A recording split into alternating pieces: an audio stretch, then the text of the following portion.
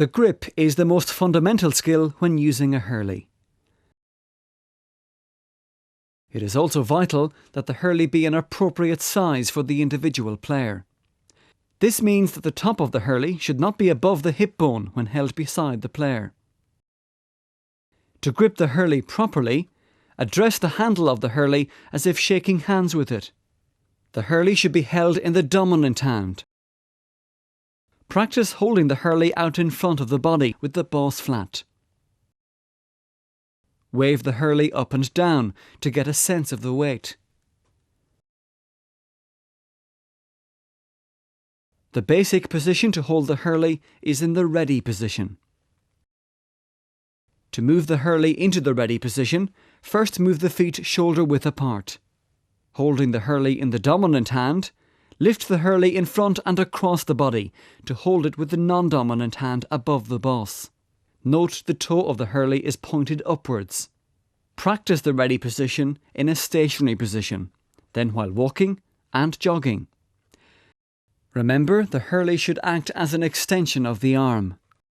Whenever practicing any hurling technique, make sure all players wear a helmet and that each has sufficient room. These are a series of exercises to introduce the players to the feel of a Hurley in their hands. To begin, the players hold the Hurley by their side. Move the Hurley into the ready position. Challenge them to make an X or W on the ground, or to spell their name using the boss of the Hurley.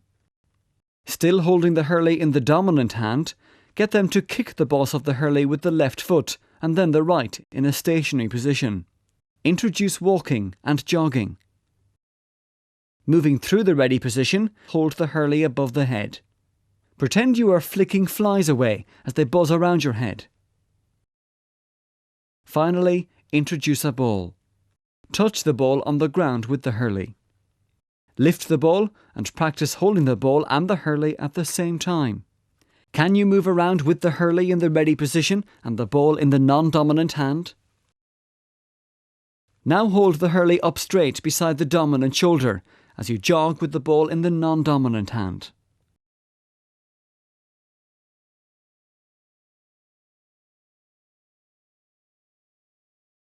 Here the players are challenged to dribble a ball around the playing area using the Hurley. A variety of games may be set up to vary the exercise. Use markers for the players to dribble around. Remove the markers and allow the players to tap the other players' balls away as they dribble, or challenge them to dribble while following a partner. And challenge them to dribble using both sides of the Hurley. Set up games with obstacles or defenders that the players must dribble past. Remember, if the players are finding it difficult to dribble with a small ball, use a big ball or a soft ball or balloon. To make the exercise more difficult, challenge the players to dribble using one hand on the Hurley.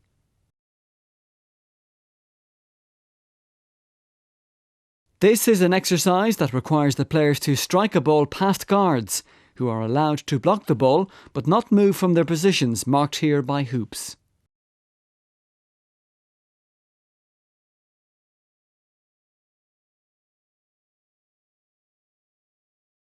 This exercise develops coordination and striking skills. The player must dribble the ball through the obstacles before teeing it up on a marker and striking for goal. Encourage players to use both sides of the Hurley when dribbling the ball.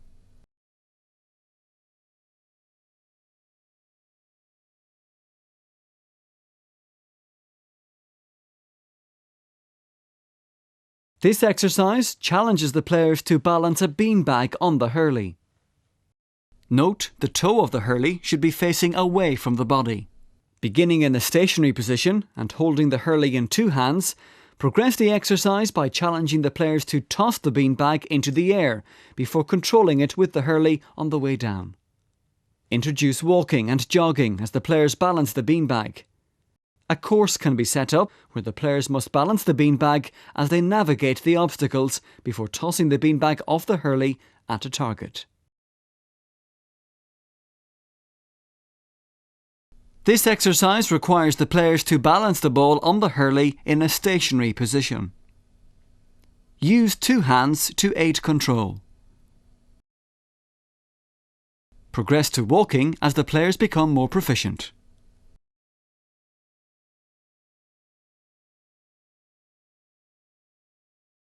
This exercise challenges the players to bounce the ball on the end of the hurley. Use 2 hands to aid control. Progress to walking as the players become more proficient. Get the players to toss the ball from the hurley, allowing it to bounce before attempting to control it on the boss of the hurley again.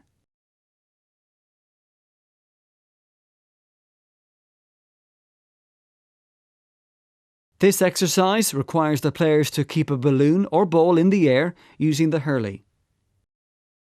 Ensure the players have enough room to perform the exercise safely. The players should progress from batting the ball to using a full striking action. This exercise requires the player to stand on a bench and strike balls thrown by the coach or another player. If the ball comes to the left, strike to the left, and vice versa.